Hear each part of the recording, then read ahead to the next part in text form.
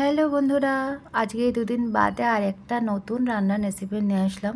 যেহেতু শনিবার সেহেতু নিরামিষ পদ্ধতিতেই করবো ইঁচড়টা, তাই দেখো আমি ওখানে একটু আদা নিয়েছি, কাঁচা লঙ্কা, টমেটো, আর এখানে দেখো কী কী নিয়েছি: গোটা জিরে, গোটা গরম মশলা আর মৌরি।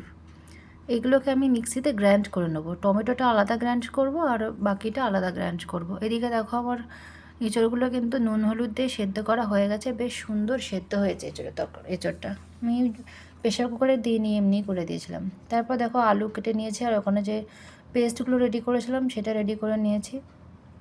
এবার যথারীতি কড়াইতে আমি তেলটাকে গরম করতে দিলাম। দেওয়ার পরে আমি আলুটাকে ছেড়ে দিয়েছিলাম তেলের মধ্যে। দেওয়ার পরে নুন হলুদ দেবো। নুন হলুদ দিয়ে আমি ভালোভাবে আলুটাকে ভেজে নেব লাল লাল করে। আমি দুদিন রান্নার ভিডিও কিছু পোস্ট করতে পারিনি, তার কারণ হাতের রান্না শ্যুট করতে গিয়ে অনেকটাই পুড়ে গিয়েছিল। তারপরে দেখো কড়াইতে তেল দিয়ে আমি একটু হিং ফোড়ন দিলাম, কারণ হিংটা হচ্ছে হজমের ক্ষমতাও বাড়ায় এবং খুবই উপকারী। হিং ফোড়ন দেওয়ার পরে আমি ভালোভাবে নাড়িয়ে নেব, যাতে হিঙের গন্ধটা তেলের সাথে ভালোভাবে মিশে যায়। তারপরে আমি এক এক করে ওর মধ্যে সব প্রসেসিংগুলো শুরু করে দেবো। তো প্রথমে দেখো যে মশলাটা আমি বেটেছিলাম, আদা, জিরে, কাঁচা লঙ্কা, মৌরি, তারপর গোটা গরম মশলা যে বাটনাটা করেছিলাম সেটা আমি ভালোভাবে দিয়ে দিলাম। দিয়ে ভালোভাবে নাড়াবো যতক্ষণ না পর্যন্ত আদা বা গোটা জিরের কাঁচা যে গন্ধটা সেটা না বেরো, ততক্ষণ পর্যন্ত কিন্তু নাড়তে হবে। সে নাড়তে নাড়তে তার মধ্যে দেখো আমি একে একে নুন দিয়ে দিলাম। নুন দেবো, হলুদ দেবো। আগে হলুদটাই দিয়েছিলাম, তারপরে আমি দিয়ে দেবো লবণ। তারপরে জিরের গুঁড়ো আর দেওয়া দরকার পড়বে না, যেহেতু জিরেটা আমি বেটেছি। আমি পরিমাণ মতন দিয়ে দিলাম ধনের গুঁড়ো। ধনের গুঁড়োটা দিয়ে আমি ভালোভাবে নাড়তে থাকবো, কারণ কাঁচা মশলার গন্ধটাকে দূর করতে হবে, সেই জন্য। এইবার আমি পরিমাণ মতন লবণ দিয়ে দিলাম। লবণটার পরিমাণটা ঠিকঠাক দিতে হবে, কারণ ওখানে আমি সেদ্ধ করার সময় এঁচড়টা লবণ দিয়েছিলাম পরিমাণ মতনই। এবার দেখো যে 3টে টমেটো পেস্ট করে রেখেছিলাম সেই টমেটো বাটাটাকে আমি অ্যাড করে দিয়েছি। দেওয়ার পর ভালো করে নাড়বো। নাড়তে নাড়তে তার মধ্যে আমি পরিমাণ মতন চিনি দেবো আর একটু কাশ্মীরি লঙ্কার গুঁড়ো দিয়েছিলাম সামান্য পরিমাণে। দেখো আমার কষানো হয়ে যাওয়ার পর আমি সেদ্ধ করা যে এঁচড়টা রেখেছিলাম সেটা আমি দিয়ে দিলাম।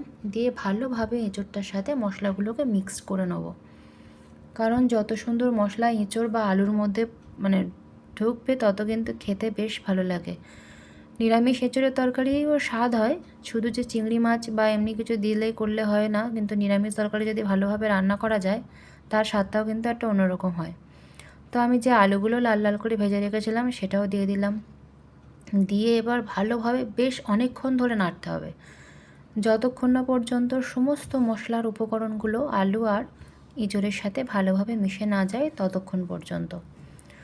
তো দেখো আমি অনেকটাই সুন্দর করে অনেক ধৈর্য সহকারে এটাকে নাড়ছি, কারণ কন্টিনিউয়াসলি নাড়তে হবে যাতে তলায় আবার লেগে না যায়। যেহেতু আমি এক্ষুনি জল অ্যাড করব না, যে মশলাটা আমি দিয়েছি সেই মশলার অনুযায়ী এগোবো, সেই জন্য আমি এক্ষুনি জল দেব না। যতক্ষণ না পর্যন্ত একটু তেল না ছাড়ছে ততক্ষণ পর্যন্ত আমি জল ইউজ করব না, এবং এটা অনেকক্ষণ ধরে ধৈর্য সহকারে নাড়তে হবে। আর লং ভিডিও তোমরা যারা পোস্ট করছো তারা সপ্তাহে 3 দিন পোস্ট করো। 3 দিন পোস্ট করলে ভালো হয়, আর ডেলি করলে তো আরও ভালো হয়। তো আমি দেখো এবার আমি ওর মধ্যে জলটাকে অ্যাড করে দিয়েছি। জলের পরিমাণটা অল্পই দেবো, কারণ এটা যেহেতু মাখা মাখা হবে তার জন্য বেশি জল দেব না। এবার চাপা দিতে হবে, চাপা দিয়ে খানিকক্ষণ রাখতে পারলেই সেদ্ধ হয়ে যাবে। তো দেখো আমার কিন্তু এঁচড়ের তরকারিটা পুরো রেডি হয়ে গেছে, সুন্দরভাবে সেদ্ধ হয়ে গেছে।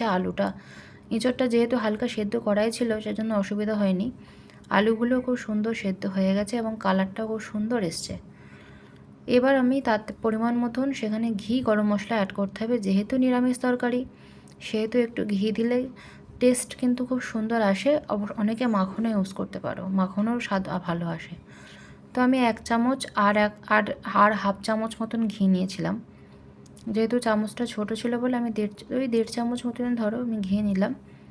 নেওয়ার পরে এবার গরম মশলা দিয়ে নাড়িয়ে দিয়ে আমি চাপা দিয়ে দেবো, যাতে গন্ধটা ভালোভাবে মিশে যায়। আমি সঙ্গে সঙ্গে কিন্তু ঘি গরম মশলা দিয়ে নামাই না, একদম বন্ধ করে দিয়ে গ্যাসের ফ্লেমটা বন্ধ করে দিয়ে খানিকক্ষণ চাপা দিয়ে রেখে দিয়ে তারপরে আমি বাটিতে সার্ভ করি। তার রান্নার গন্ধটা স্বাদটা যেন সুন্দর হয় এবং ঘি গরম মশলার গন্ধটাও যেন সুন্দরভাবে হয়ে যায়, সেই জন্য। তো দেখো আমার ভালোভাবে কিন্তু নাড়ানো হয়ে গেছে। খেয়ালি রান্নাঘর থেকে নিরামিষ এঁচোড়ের তরকারি তোমাদের কেমন লাগলো জানিও। ভালো লাগলে লাইক কমেন্টস করো। টাটা।